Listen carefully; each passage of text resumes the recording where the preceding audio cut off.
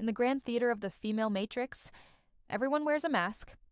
Some masks are loud and aggressive, others are subtle and alluring, but there is one mask that is more deceptive than all others. The mask of the nice girl.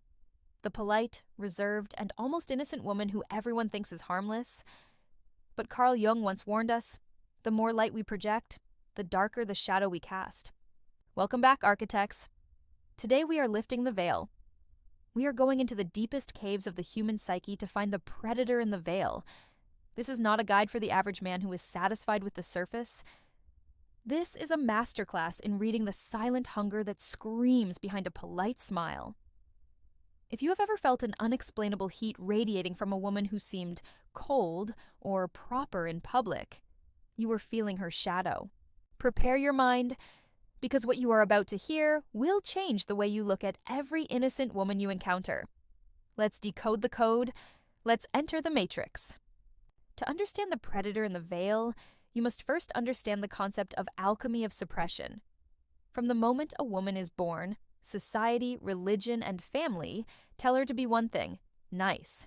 She is taught to hide her anger, to suppress her lust, and to bury her primal instincts under layers of social etiquette. But here is the law of the matrix. Energy cannot be destroyed. It can only be transformed. When a woman suppresses her wild self for years, it doesn't disappear. It turns into a predator. This internal predator becomes sharp, focused, and incredibly hungry. Think of a pressure cooker.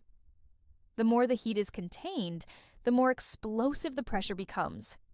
When she meets a man who radiates true masculine authority, the pressure finds an outlet. This is why the quiet girl often has the most intense libido. Because her desire has been aged and concentrated like fine wine in the dark cellar of her subconscious. You must look at her discipline not as a sign of lack, but as a cover for insane hunger. A woman who is overly controlled in public is often looking for a man who can break that control in private. The veil is just a test, and the predator is waiting for someone who isn't afraid to lift it. A predator doesn't behave like prey.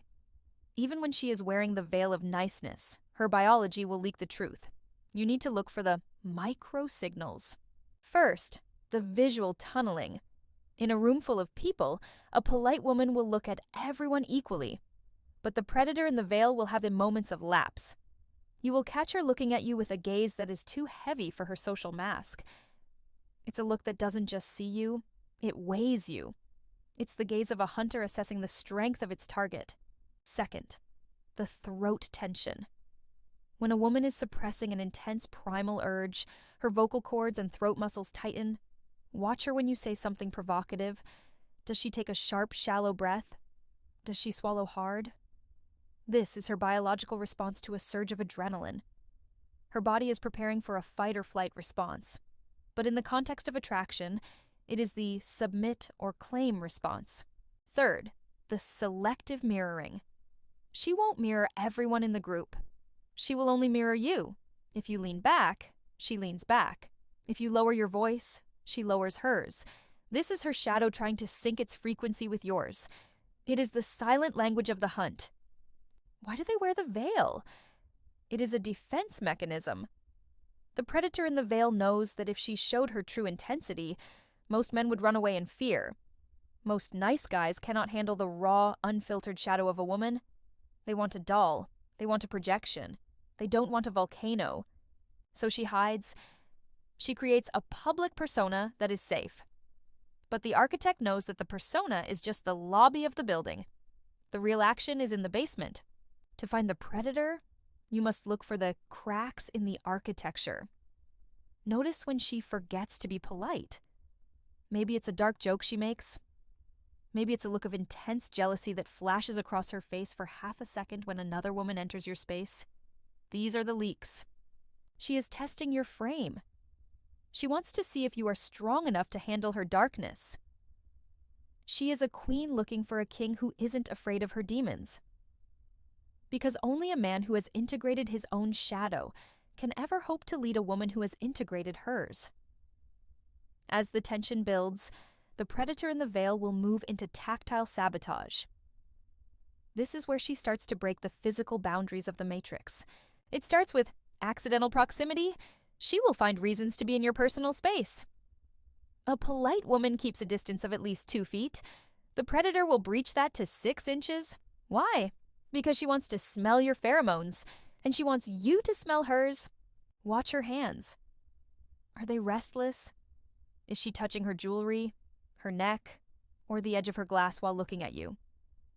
This is transference.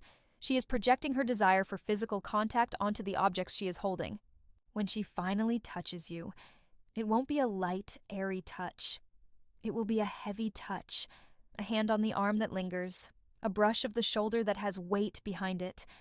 This weight is the physical manifestation of her suppressed libido. She is claiming you, and she is waiting to see if you will claim her back. What happens when the veil is finally lifted? This is the part the nice guys will never understand.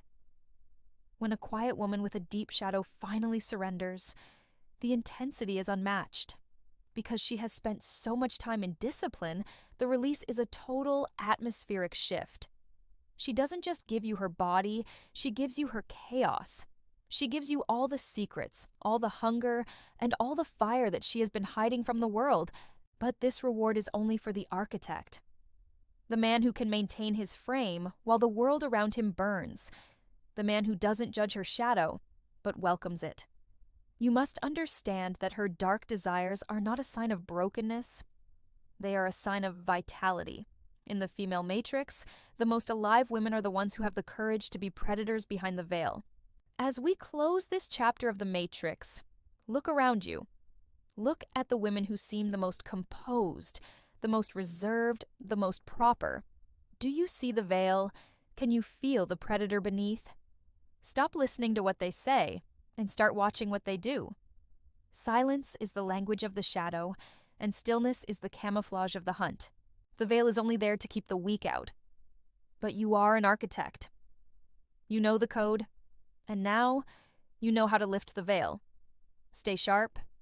Stay architect. Welcome to the female matrix. See you in the next breakdown, if you have the courage